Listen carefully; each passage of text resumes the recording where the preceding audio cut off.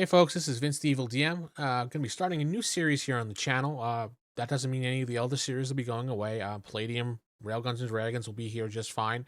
I'm going to be looking a lot into some other games that I have on my shelf, and today we're going to be starting looking at some Eden Systems or Eden Studios system here. The cinematic, uh, the Unisystem Cinematic Universe is what it's called.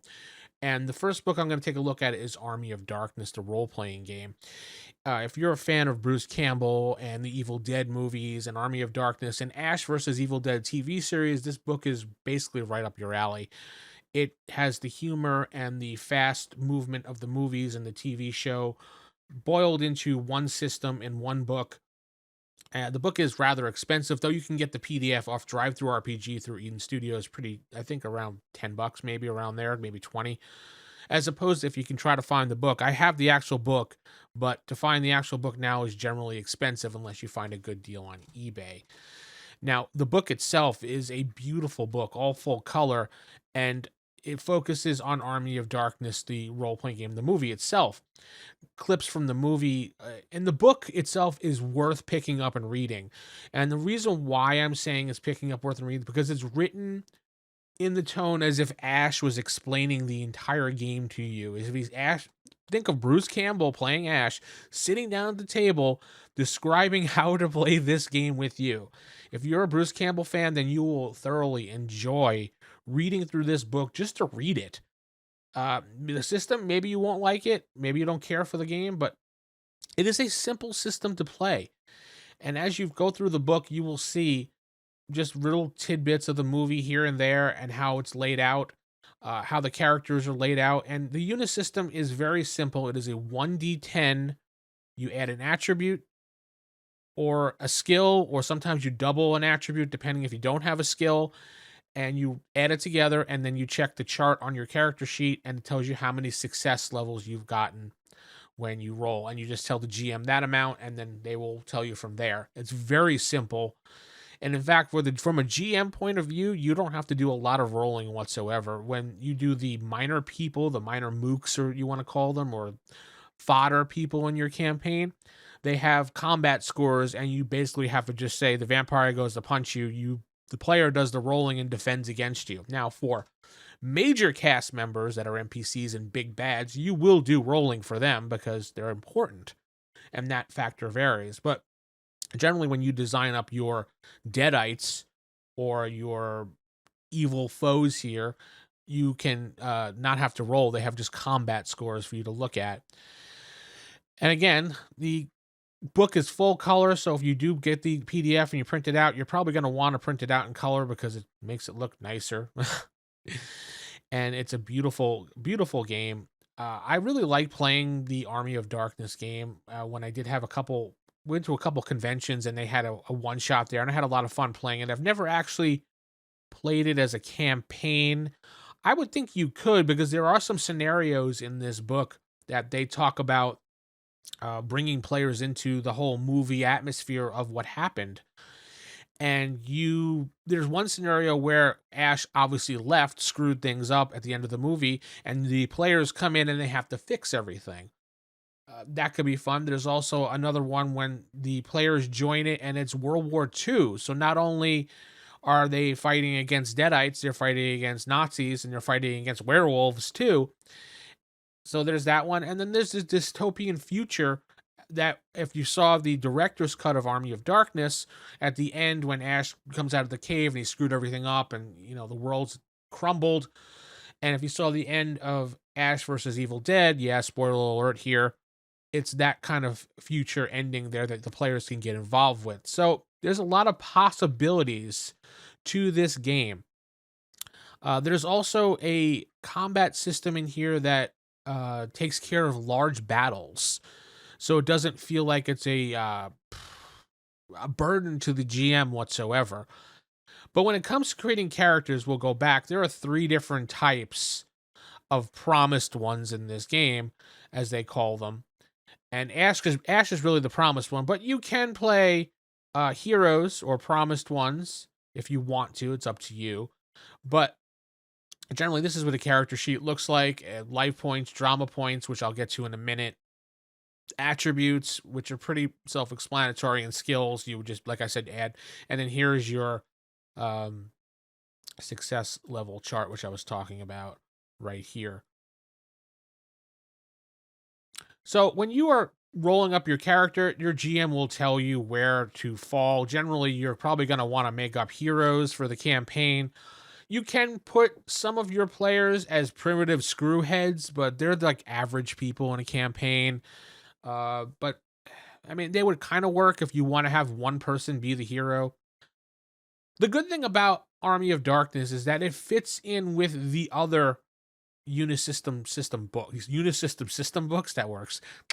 The Unisystem books. So Buffy the Vampire Slayer, which is another game, a role-playing game by Eden Studios, which I will go over in another video, is really good. You can mix the two of them. It's the same exact D10 system, the same exact cinematic universe, along with Angel, the role-playing game. Ghost of Avalon is another one. You can add in, I believe it's Witchcraft as well, though I haven't really looked over too much of Witchcraft. Army of Darkness, Angel, and Buffy and Ghost of Avalon usually the ones that you can combine and just mix and match back and forth. But generally, you're going to want your characters to start maybe a primitive screwhead, maybe a hero, low end. Experienced hero is more like the Ash level of the game, so not everyone's going to be that person. It's really up to you. It goes on how you want to buy your character stats and tells you what each level of them means. It goes over each attribute. Generally, when you're rolling up a character, I shouldn't say designing up a character, you're going to have some drawbacks, some qualities about you that you're going to want to pick. The GM will probably limit that as well. As you can see, there's some basically stuff added based on the movie itself. There is a certain thing that in the game itself, there are combat maneuvers in the game that you can have when you're designing up a character, and you can basically take every one of those combat maneuvers, and a lot of them are pre-configured with how much damage you do based on your attributes, and you would only add when you're rolling your success levels to the damage to modify it. So a lot of the stuff is done for you. This is a very quick system. And there are drama points, like I said, which can be used interchanged into any of these systems as well. But the drama points are basically give you the ability, like in most games, to change the script, to change the outcome of the situation. There's a couple of drama point situations where you can use, like, you get hit for a lot of damage and you spend the drama points and you're like, yeah, I'm okay. Or I'm okay with it. Basically, you're rolling with the punch and then you take half the damage and you're not as seriously hurt as you thought you were. And there's a couple other things, like you can come almost dead. You can come back from the dead with a great hit. You can also use it to go all out and add like +10 to your rolls. There's a lot of stuff that you can do with drama points. And drama points, generally you get about 10 to 20 when you start the game, though when I played it, the GM gave us 5 because he felt that maybe it was a little too much. I don't know, he never explained. We only got 5, I guess because it was a convention game, and there was never meant to, he didn't want us to have too much power, because the drama points are very powerful and they can be used constantly, but you want to save them for the big bad battles and not little vampire, or I should say deadite battles that come up here.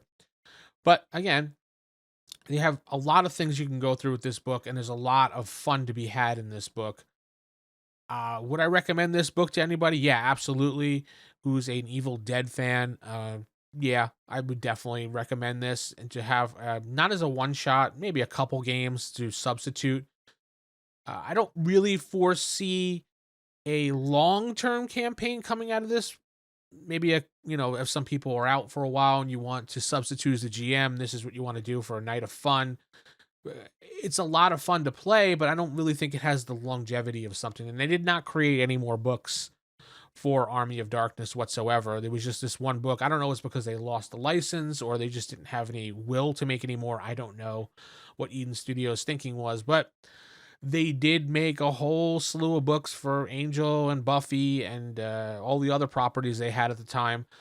which we'll go over in more detail as I explore this series because they're fun. And Buffy the Vampire Slayer can be run for, as they call, episodes and seasons, and go on and on and on and on without an issue whatsoever. And they tell you how to do it as a director inside the book. So I think I'm just going to go over those in another video and slowly go over how a character is built for those that are interested in seeing those videos. I think it's going to be a lot of fun because it is a lot of fun, this system, and I highly recommend someone take a look at these.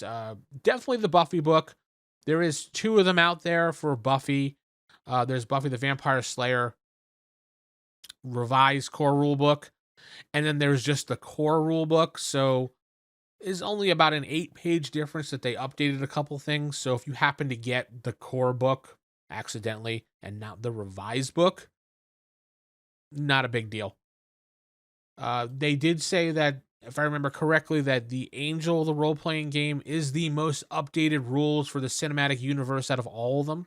So if you happen to get that book, it's fine as well. Again, they're all interchangeable, and we can go over that as well in a future video. But this one's all about Army of Darkness, and there's some really cool stuff about it, and I was hoping you guys would just enjoy something different in this channel, something that's a little more entertaining. I mean, there's a lot of stuff in here that I guess you probably could have a really long campaign. I know I said you couldn't, but I mean, I guess you really could.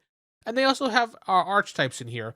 So if you really don't want to spend the time with characters, boom, pull out an archaeologist. And it gives you a background. There's a folk hero, Zorro, it looks kind of like, and a game designer. All flesh must be eaten. That's another one of their games, All Flesh Must Be Eaten, but that's not really cinematic. Eden Studios system. That's more like the traditional classic universe Unisystem. I keep saying Universal Unisystem.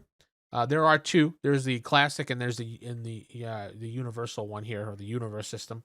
I keep saying universe. Cinematic. The cinematic one is meant for fast and furious and leaves a lot of the crunch out of it. The classic one is more crunch. Not much of a difference. There's a slight difference, and it's just as fun. If you like a little more crunch, then you would like the classic versus the cinematic. Cinematic was just meant to mimic TV shows and movies. That's really the only difference between the 2 of them. But it's a good book. I highly recommend picking it up. I will leave a link below, so in case you want to investigate on your own the PDF and you want to buy it, it's up to you.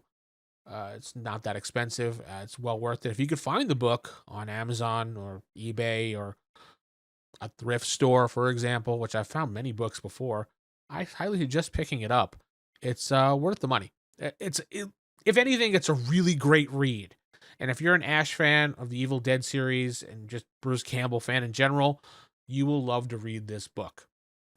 So with that said, I'm going to head out. Hope you guys enjoyed this little mini review of Army of Darkness and the Cinematic Unisystem universe here. Keep it original, keep it old school. Good night, everybody.